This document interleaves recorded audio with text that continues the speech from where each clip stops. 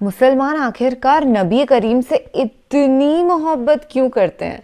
आज हमको मुफ्ती सलमान अजहरी साहब बयां कर देने वाले हैं। हे हाय हेलो नमस्ते जी, सत श्री अकाल, अस्सलामु अलैकुम। मैं निधि शर्मा और मैं भी हज़रत मोहम्मद सल्लल्लाहु ताला अलैहि वसल्लम साहब से, रसूल अल्लाह से, आखिरी पैगंबर से तहे दिल से मोहब्बत करती हूँ। खैर क्या है ना, जो कोई भी हुजूर की जीवनी पढ़ लेता है एक बार, 4 किस्से भी सुना दीजिए, इनफैक्ट एक किस्सा भी ऐसा सुना दीजिए नबी पाक का, वो दीवाना हो जाता है कि कितने दयालु वो थे। खुदा की पैदा करता मखलूक के प्रति वो दया भावना दिल में रखना और असल जीवन में अपनाना हमारा भी फर्ज है। आए दिन हुजूर के नाम पे गुस्ताखी हमें सुनने में आ जाती है, चाहे इंडिया हो या अमेरिका। ये गुस्ताख बाज नहीं आते, पर ये कितनी भी कोशिश कर ले नबी की शान को डिसरप्ट करने की, फिर भी कभी सक्सेसफुल नहीं हो सकते, क्योंकि आखिरकार नबी पाक सल्लल्लाहु ताला अलैहि वसल्लम साहब की शान ही ऐसी है, अनोखी।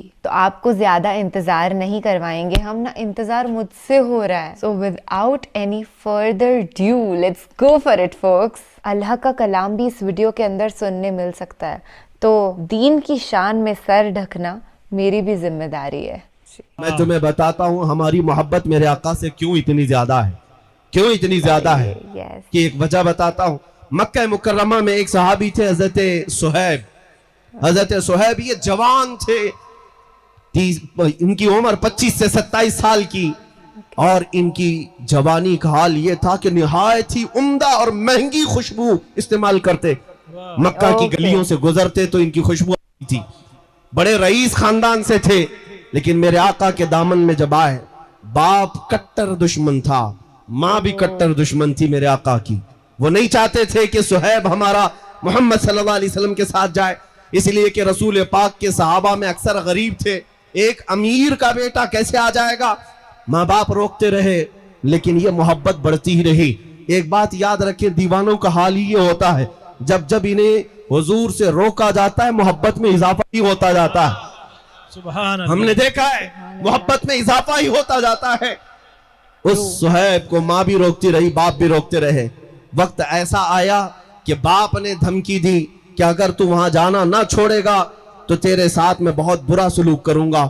जब ये जुल्म सहते सहते सुहैब ने देखा कि मेरे आका हिजरत करके मदीने चले गए, मक्का में नहीं थे, तो हजरत सुहैब ने कहा मैं भी अब मक्का छोड़ करके हिजरत करके चला जाऊंगा। बाप ने कहा अगर तूने ऐसी हरकत की तो सारी जायदाद तेरे से मैं आग कर दूंगा, तुझे एक फूटी कोड़ी भी नहीं दी जाएगी।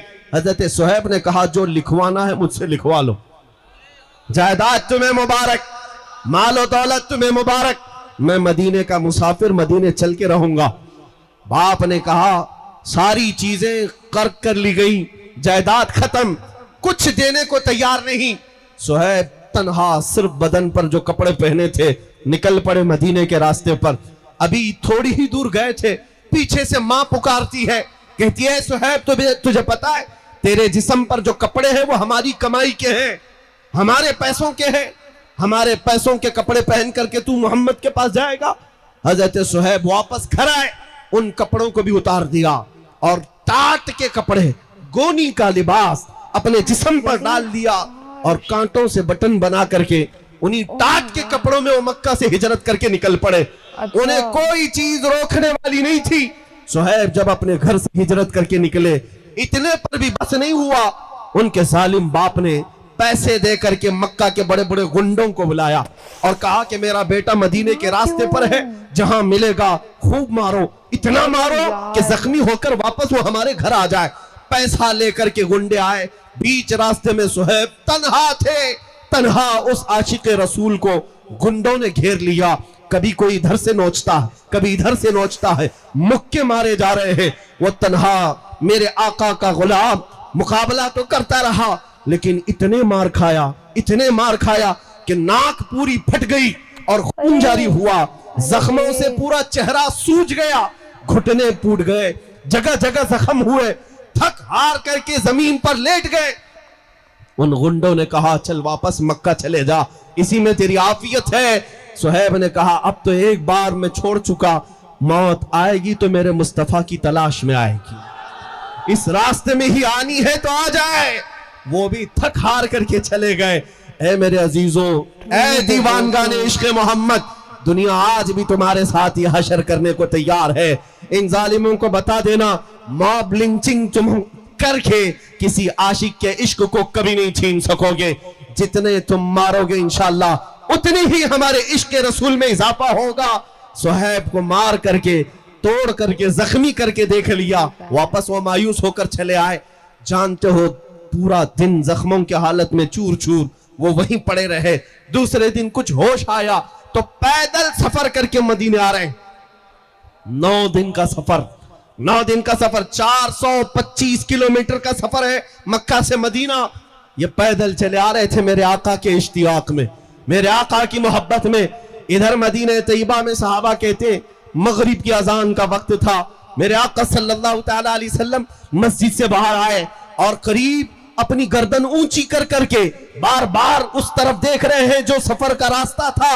सहाबा पूछते हैं आका कोई कबीला आने वाला है, कोई वफ्द आ रहा है, आज से मुलाकात के लिए कोई कबीला आने वाला है? मेरे आका ने फरमाया नहीं, मेरा एक दीवाना, मेरा एक आशिक आने वाला है जो जख्मों से चूर है। लोगों ने उसका रास्ता रोका मगर उसे कोई ना रोक सका। सहाबा कहते कौन है जिसका इंतजार मुस्तफा करीम फरमा रहे हैं?